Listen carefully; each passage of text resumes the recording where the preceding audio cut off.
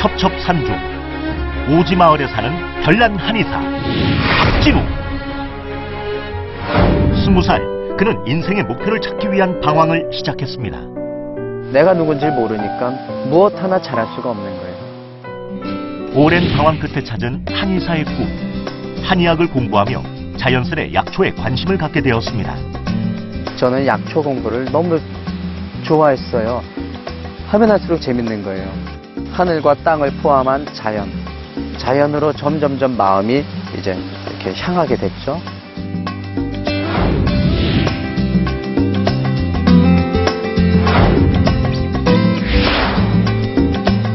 자연에서 한의학의 길을 찾으며 몸과 마음을 치유하는 별난 한의사 박진우 씨를 소개합니다.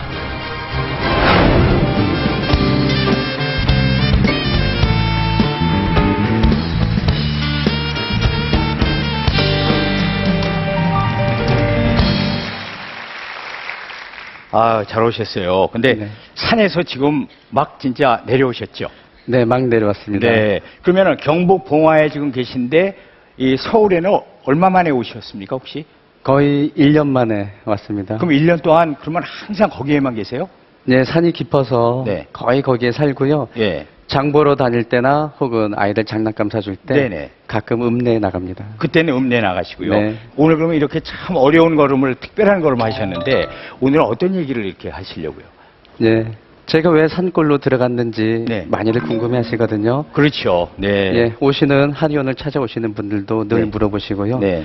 오늘은 저희들이 왜 산골로 들어갔는지 네. 그 말씀을 드리려고 합니다. 네, 지금 주제를 보니까 자연에서 답을 찾다라는 오늘 그 강연 주제거든요. 과연 어떻게 답을 찾았는지 한번 귀한 말씀을 또 들어보겠습니다. 자, 앞으로 나가주시겠습니까?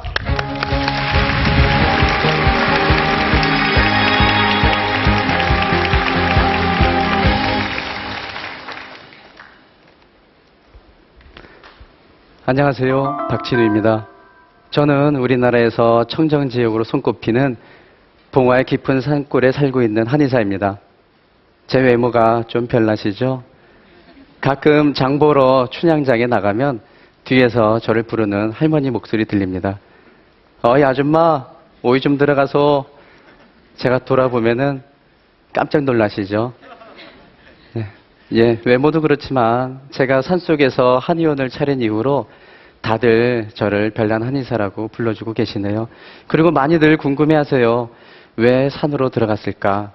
오늘은 여러분들께 그 이야기를 해드리도록 할게요. 저는 젊은 시절 방황을 길게 했습니다. 태어난 곳은요, 강원도 양양의 작은 탄광촌이었고, 그리고 저는 어릴 적 꿈이 화가였습니다. 그런데 가난한 형편 때문에 꿈을 접어야 했고요. 소극적인 성격이라 드러내지도 못하고 혼자서 삭히고 삭히다가 우울하고 또 그냥 무기력하게 그렇게 제 자신을 방치하고 말았습니다. 지독한 사춘기를 보냈고요. 나중에는 적성을 모르는 채 대학을 간 후로도 방황은 더 깊어졌습니다. 20대였죠. 저희 가정은 더 경제적으로는 어려워졌고요. 학비를 벌기 위해서 공사장에서 막노동으로 아르바이트를 했습니다. 지금도 선선하게 기억나는 모습은요, 새벽 인력시장에서 제가 선택받기를 기다리면서 앉아 있는데 아무도 저를 데려가지 않았죠. 곱고 여리게 생겼기 때문에 일을 잘하게 생기질 않았잖아요. 그래서 허탕을 치기가 하루 종일 기다리다가 허탕치기가 일쑤였습니다. 일을 또 하기도 많이 했는데 한 번은 아주 힘든 땅이 질적한 곳에서 삽질을 해야 되는 일이었는데요. 너무 힘들어서 허리가 끊어질 것 같아가지고 잠깐 허리 펴고 쉬는데 저만치에서 작은 목련나무 한 그루에 탐스러운 목련이 하나가 피어 있었습니다. 그걸 보는데 아름답다 하고 생각하는데 문득 눈물이 주르르 흐르더라고요. 새파란 청춘에 아마 뭔가 서러웠던 모양입니다. 한참을 울다가 그날 결심을 했습니다. 그래, 앞으로도 힘든 날들이 한창 더 될 텐데 계속 이렇게 슬퍼하고 있을까? 그러지 말자. 나 이제부터 행복할 거야. 그렇게 마음 먹고요. 그때부터는 저의 방황도 그전에는 저를 방치하고 버려둔 채 살았다면은 그날 이후부터는 제 길이 뭔가 찾기 위해서 긍정적으로 노력하는 그런 방황을 하게 되었습니다. 저희 어머니는요, 참 오랫동안 아프셨는데 젊어서 고생 많이 하시고, 우리 어른들 다 그러시죠? 젊어서 고생 많이 하셨고, 또 폐를 상하고, 그게 합병증으로 진행이 되어서 거의 중증 환자로 평생을 살아오셨어요. 저는 어려서부터 어머니 간병하는 일과 때로는 119에 전화를 걸어서 도움을 요청하는 응급 상황에 익숙해져 있었거든요. 어머니를 도와드리면서 저도 모르게 한의사가 되겠다는 꿈이 자랐던 것 같아요. 그 고통받는 어머니를 조금이라도 도와드리고 싶어서 결심을 했죠. 27살이었습니다. 수능에 다시 도전을 했고요. 4번을 떨어졌고 5번째 합격했습니다. 한의학을 공부하던 초창기였어요. 동의보감 서문을 읽다가 허준 선생님 말씀을 만났는데 한의학을 공부하려면 본초를 먼저 공부하라 라고 말씀하셨어요. 저는 그날부터 약초 공부를 시작했습니다. 약초 관찰을 하는 재미에 들로 뛰어다니고 시간만 나면 산으로 찾아다니면서 저도 모르게 점점 자연과 가까워진 것 같아요. 나중에는 자연과 더 깊이 마음으로 교감하고 싶다는 생각에 학교 옆 산기슭에 약초밭을 가꾸고 또 농사를 지었죠. 호미질을 하는데 왜 그렇게 즐겁던지요, 저는. 약초밭에서 일을 하면서 너무 행복하다, 너무 즐겁다 라는 생각이 들었습니다. 그리고 그 이후로는 저의 열정 모두를 약초밭에 심고 가꾸었습니다. 어느새 방황은 끝이 났고요. 제 방황이 끝이 나고 저만의 색깔이 드러나기 시작하자 저와 비슷한 사람을 만나게 됐습니다. 한의대를 다니는 학생이었고 자연 속에 살고 싶은 간절한 마음을 가지고 있던 친구였죠. 지금은 저기 앉아있는 저의 아내가 되었습니다. 어느 봄비가 내리던 날이었어요. 역시 약초밭이죠. 늘 거기서 살았거든요. 그런데 제가 씨앗을 심은 그 자리마다 정직하게 그 씨앗의 싹이 불쑥 올라와 있는 모습을 봤거든요. 그러면서 깜짝 놀랐어요. 정말 뿌린 대로 거두는구나. 온몸으로 그 말씀을 체험했고요. 그리고 또 생각해 봤습니다. 그렇다면은 나는 이제 인생에서 무엇을 심을까? 이제 망설일 필요가 없었습니다. 저는 제가 어디에 서야 하는지 이젠 알고 있었거든요. 결심했습니다. 자연 속에 머무르면서 환자분들을 도와드리고, 그래서 사람과 자연이 만나는 자리를 만들자.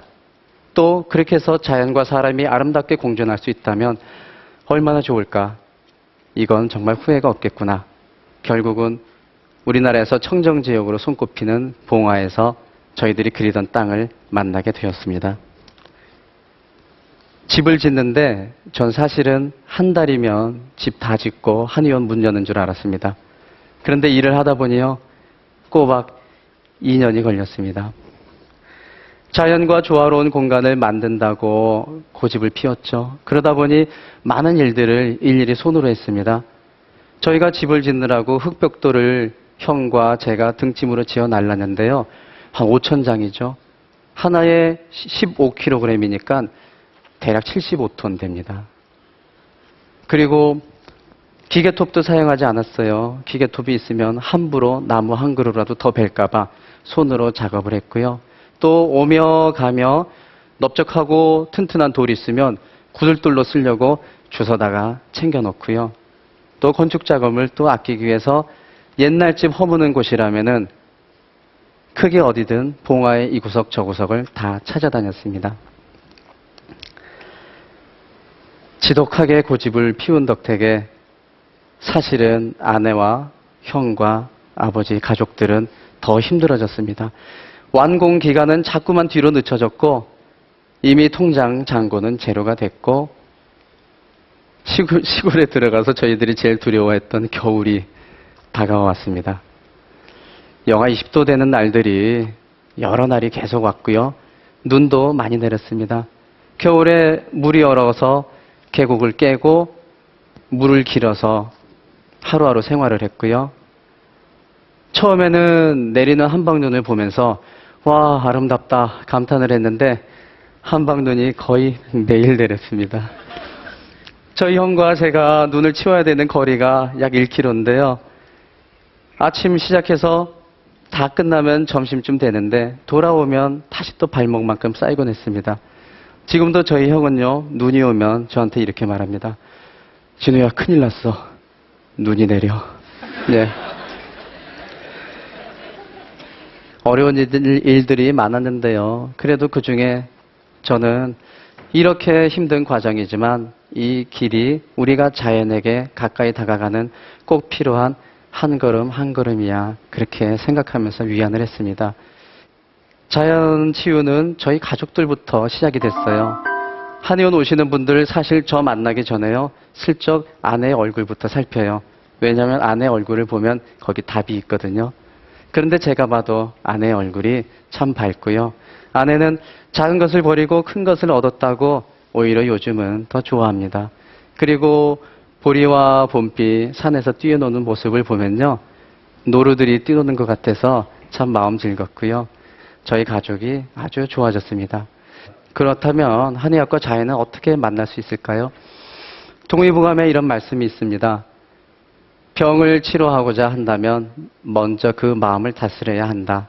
환자로 하여금 의심과 염려와 이런저런 생각을 내려놓게 하고 평생 지어온 잘못을 돌아보고 반성하게 한다.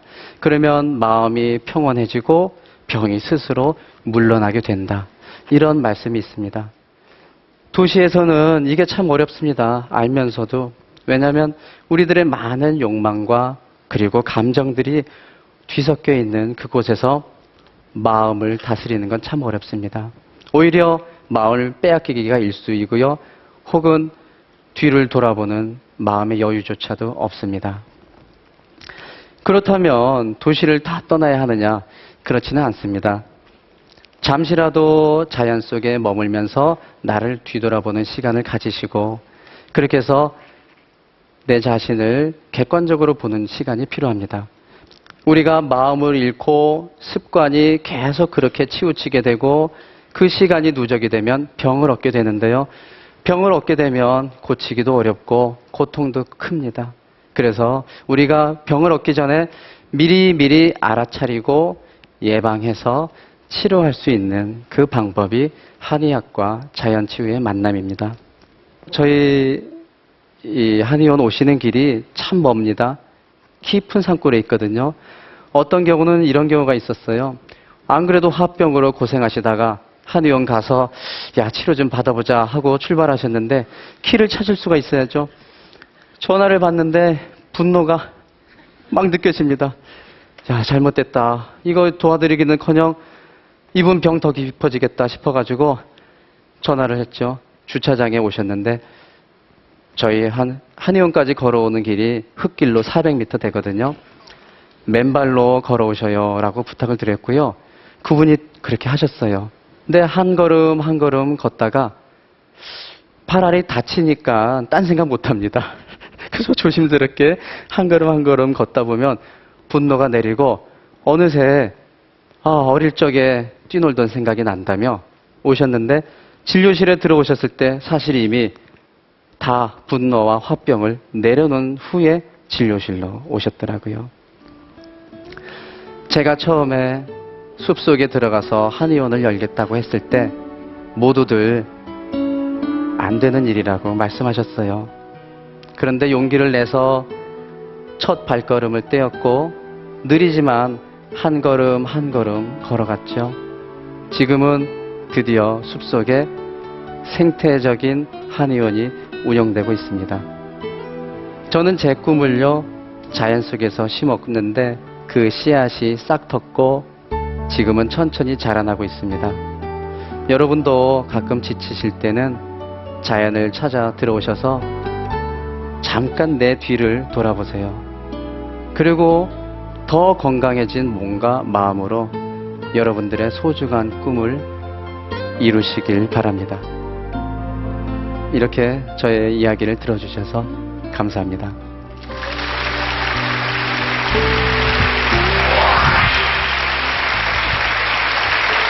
잘 들었습니다. 많은 분들이 지금 얘기를 들으면서도 어떤 분들은 나도 저렇게 한번 살아봤으면 할 텐데 그렇게 얘기하시는 분들도 많이 계시죠? 네, 많으시죠. 네. 근데 사실 네. 그리운 마음의 자연으로 들어가 보면 예. 손발이 엄청 고생하고 가족이 고생합니다. 네. 참고하세요. 나는 좋은데 가족은 조금 고생을 해야 되네요. 네. 네. 그러면 도시에 살고 있는 우리들은 어떻게 하면 몸과 마음의 건강을 찾을 수가 있겠습니까? 몇 가지를 생각해 보셨으면 좋겠어요. 네. 소중한 사람한테 시도 때도 없이 사랑한다고 이야기하고 있는가? 그리고 뭔가 문제가 생겼을 때 먼저 미안합니다 하고 사과하고 있는가? 또 늘 매순간 매순간 고맙습니다. 또 사람을 향해서 고맙습니다. 이렇게 이야기하고 있는가? 만일 그렇게 하고 계신다면요. 정말 조화롭고 건강하신 거고요. 그렇지 않다면 조금 더 노력하셔서 그렇게 네. 되셨으면 좋겠습니다. 자연에서 답을 찾다. 과연 우리 공감의견단 또 시청자 여러분께서 어떻게 생각하셨습니까? 지금부터 공감 온도를 또 같이 보도록 하겠습니다. 버튼 잡고 계시죠? 자, 버튼 눌러주세요. 보겠습니다. 박진우 씨의 자연에서 답을 찾다. 공감 온도 보겠습니다. 공감 온도가 94도입니다. 네. 잘 들었습니다. 네.